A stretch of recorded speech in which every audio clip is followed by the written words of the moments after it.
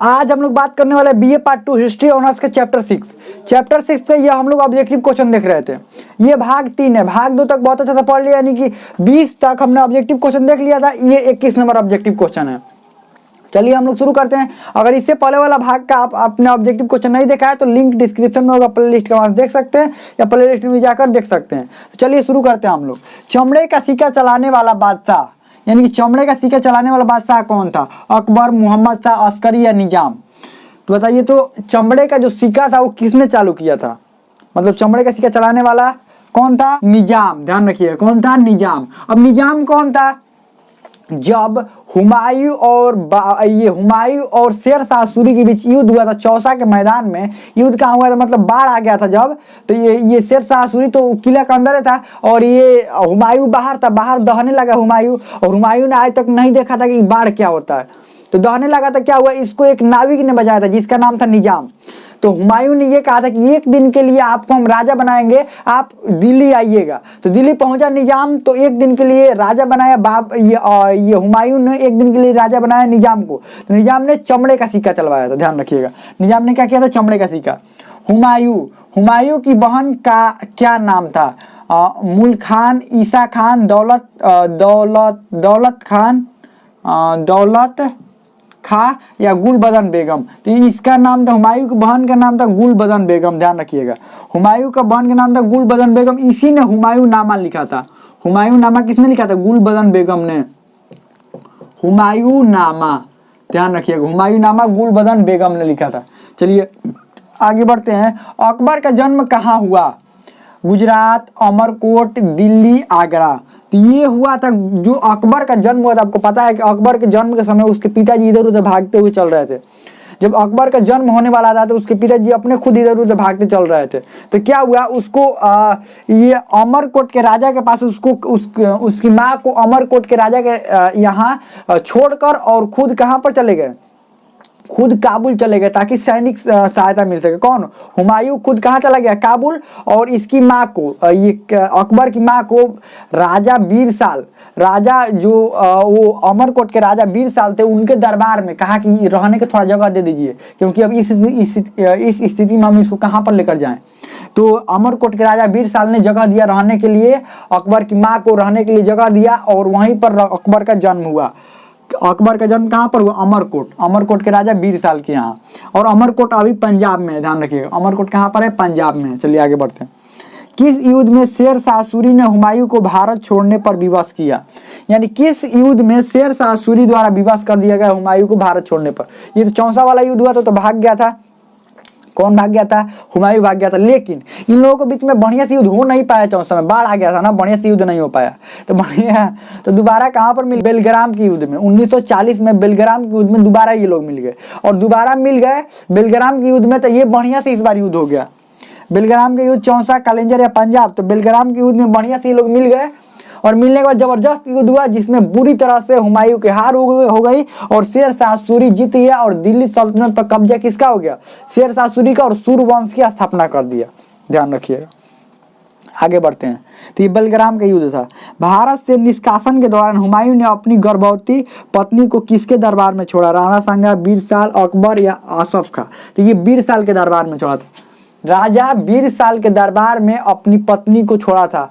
क्यों? राजा बीरसाल के महल में, राजा बीरसाल के महल कह लीजिए, उसको एक छोटा सा जगह दे दिया गया था। राजा बीरसाल के महल में उसने रिक्वेस्ट किया था हुमायूं ने कि इसको जगह दे दीजिए, इसको इस स्थिति में हम कहाँ पर इधर उधर लेकर घूमे, इसीलिए राजा बीरसाल ने जगह दे दिया, और वहीं पर अकबर का जन्म हुआ था।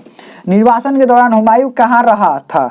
कंधार, पाकिस्तान, नेपाल या काबुल? तो ये काबुल में था। ध्यान रखिएगा, निर्वासन के दौरान हुमायूं काबुल में था, और वहीं पर अपने सेना संगठित किया, और संगठित करने के बाद दोबारा आक्रमण करने के बारे में सोचा। कहाँ पर? भारत में। सरहिंद का युद्ध कब हुआ? 1553, 1556, 1555, 1556 या 1545? तो ये 1555 में हुआ सरहिंद का युद्ध। ध्यान रखिएगा, सरहिंद का युद्ध कब हुआ? 1555 में। और ये सरहिंद के युद्ध के नेतृत्व कौन कर रहा था? बैरम खान कर रहा था। ध्यान रखिएगा, सरहिंद का युद्ध के नेतृत्व कौन कर रहा था? ये हुमायूं की तरफ से बैरम खान कर रहा था। चलिए आगे बढ़ते हैं। हुमायूं की मृत्यु कब हुई? हुमायूं की मृत्यु कब हुआ था? 1556, 1456, 1555 या 1355 या 1555, तो ये 1556 में हुआ था, ध्यान रखिएगा। हुमायूं की मृत्यु 1556 में दिन पनाह लाइब्रेरी की सीढ़ियों से गिरते गिरते क्या हुआ, उसको हो गया, मतलब वो दिन पनाह लाइब्रेरी का जो सीढ़ी था वहां से गिरा ना, तो गिरते गिरते नीचे पहुंचते पहुंचते मृत्यु हो गई उसकी। अब चल कर पैरों से ना सीढ़ी से नीचे जाया जाता है, तब तक वो घुलटियां मारते मारते गया, इधर इधर इधर ऐसे घुलटते हुए गया, तो नीचे तब तक मृत्यु हो चुकी थी। आगे बढ़ते हैं। हुमायूं जीवन भर लड़खड़ाता रहा और लड़खड़ाते ही मृत्यु हो गई। किसने कहा था? मिर्जा गालिब, वेनपुल, लेनपुल या सेनपुल। तो इसने लेनपुल ने कहा था, ध्यान रखिएगा। लेनपुल ने कहा था कि हुमायूं जीवन भर लड़खड़ाते रहा, यानी कि कभी राजा बना तो भाई में बंटवारा करना पड़ा, उसके बाद फिर शेरशाह सूरी ने हराया तो भागा काबुल, उसके बाद वापस आया तो थोड़ा सा आराम करने का समय दिन पर लाइब्रेरी में, तो पता चला सीढ़ियों से गिरकर क्या हो गई, मृत्यु हो गई। आगे बढ़ते हैं। ये हुमायूं के मकबरा का वास्तुकार कौन था? हुमायूं का मकबरा जो था बना था, उसका वास्तुकार मिर्जा गालिब, मीर सैयद, गयास बेग या इनमें से कोई नहीं, तो गयास बेग था। इसका वास्तुकार कौन था? गयास बेग था। तो हमें लगता है बहुत अच्छा से समझ में आ गया होगा। इसमें कोई भी डाउट हो, कोई भी क्वेश्चन हो तो आप कमेंट में पूछ सकते। ऑब्जेक्टिव क्वेश्चन का भाग 3 तक हम लोग बहुत अच्छा से पढ़ लिए थे। ये है हम लोग का भाग 4। ये आपको पता है कि चैप्टर लंबा है, इसलिए ऑब्जेक्टिव क्वेश्चन भी इसमें बहुत ज्यादा है। तो ये ऑब्जेक्टिव क्वेश्चन को देखते हुए चलेंगे। इससे 2 फायदा होता है, 3 फायदा हो गया।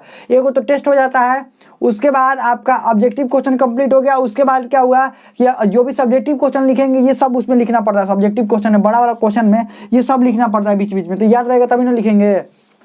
तो इससे 3 काम हो जाता है। तो चलिए हम लोग शुरू करते हैं। शेरशाह सूरी के बचपन का नाम क्या था? हमीद, सलीम, फरीद या जाहिद? तो ये क्या नाम था शेरशाह सूरी का? फरीद खान नाम था, ध्यान रखिएगा। फरीद खां या फरीद खान। किसने फरीद खां को शेरशाह की उपाधि दी थी? यानी शुरू में इसका फरीद खान नाम था, किसने शेरशाह की उपाधि दी थी? बहार अली नुमानी, इस्लाम लोदी, बहलोल लोदी या हसन अली नुमानी? तो बहार अली नुमानी दक्षिणी बिहार के सूबेदार थे, ध्यान रखिएगा। इनके यहाँ काम करते थे कौन? ये फरीद खान काम करते थे। तो इन्होंने बिना कोई हथियार की, कहानी बताया जाता है कि बिना कोई हथियार के उस जो शेर था उसको मार दिए थे। बिना कोई हथियार को खतरनाक जो शेर था उसको मार दिए थे। इसीलिए इनका नाम क्या दे दिया गया? इनके नाम बहार अली नुमानी द्वारा दे दिया गया, शेर शाह की उपाधि दे दिया गया। आगे बढ़ते हैं। शेरशाह दिल्ली का शासक कब बना? 1540, 1542, 1543 या 1545? 1540 में कब बना? 1540 में ये जो 1540 में जब कन्नौज का युद्ध हुआ, यानी कि बेलग्राम का युद्ध हुआ। कन्नौज यानी कि बेलग्राम का युद्ध हुआ किसके बीच में? ये शेरशाह सूरी और हुमायूं के बीच में। तो हुमायूं को वहां बुरी तरह से हार हुई और हुमायूं को भारत छोड़कर क्या करना पड़ा? भागना पड़ा। और उसी समय दिल्ली के राजगद्दी पर शेरशाह सूरी बैठा और सूर्यवंश की स्थापना किया। कब? 1540 में। 1540 शेरशाह सूरी का दिल्ली का शासक कब बना? 1540।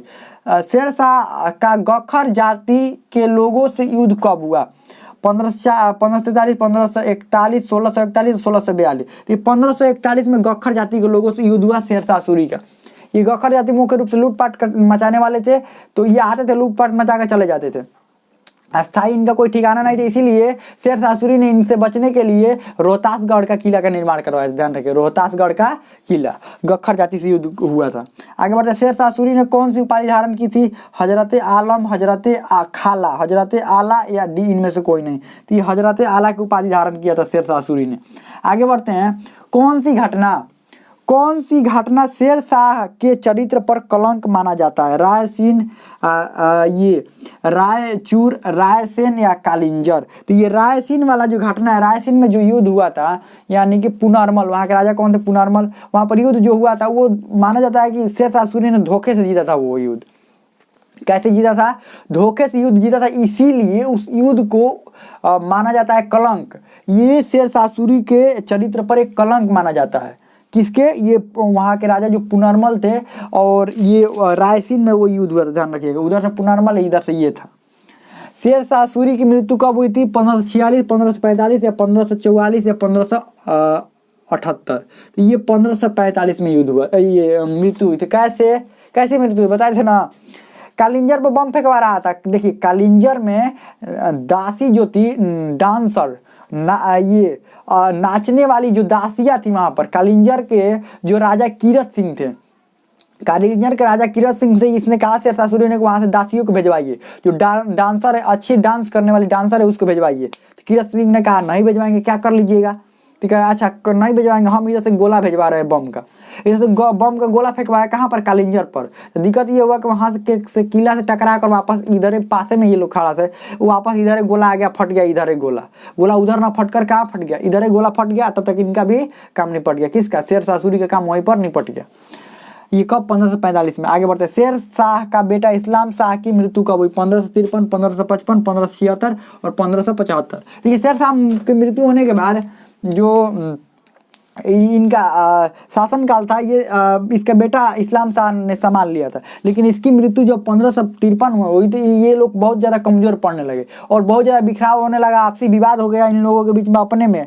शेरशाह सूरी के जो वंश के लोग थे वो आपस में, आगे आने वाले जो भी वंश के इस्लाम शाह के बाद जो भी राजा हुए उनका आपस में मतभेद हो गया, और जिसके कारण क्या हुआ, वो कमज़ोर होने लगे। और फिर अंत में आपको पता ही है, सरहिंद का युद्ध हुआ। सरहिंद के युद्ध में बैरम खां और वो हुमायूं ने एंट्री मारा, हुमायूं क्या हुआ, राजा बन गए वापस। सूरवंश का अंतिम शासक कौन था, सिकंदर लोदी, आलम शाह सूरी, सिकंदर शाह सूरी, इनमें से कोई नहीं, सिकंदर शाह सूरी। कौन था, सिकंदर शाह सूरी। यही सरहिंद का युद्ध हारा था। उसके बाद क्या हुआ, हुमायूं दिल्ली के राजगद्दी पर बैठ गया।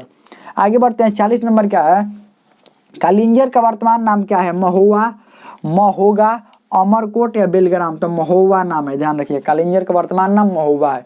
आपको पता है कि हर रोज हम 2 क्वेश्चन देते हैं जिसका आंसर आप कमेंट में लिखना होता है। सबसे पहले इसका भी आंसर लिखना है कि कितना का आंसर आपने दिया, ये जरूर लिखना है कि कितना का आंसर आपको याद था पहले से, इसमें कितना का आंसर याद था। और आपको हर रोज 2 क्वेश्चन देते हैं। तो सबसे पहला जो क्वेश्चन है, हुमायूं भारत से निर्वासन के बाद कहाँ पर ठहरा हुआ था, हुमायूं भारत से निर्वासन के बाद कहाँ पर ठहरा हुआ था। दूसरा, चमड़ा का सिक्का किसने चलवाया था, चमड़ा का सिक्का किसने चलवाया था। 2 क्वेश्चन हो गए। दोनों क्वेश्चन का आंसर आप कमेंट में जरूर लिखिएगा। हम लगता है कि बहुत अच्छा समझ में आ गया होगा। इसमें कोई भी डाउट हो, कोई भी क्वेश्चन हो तो आप कमेंट में पूछ सकते हैं।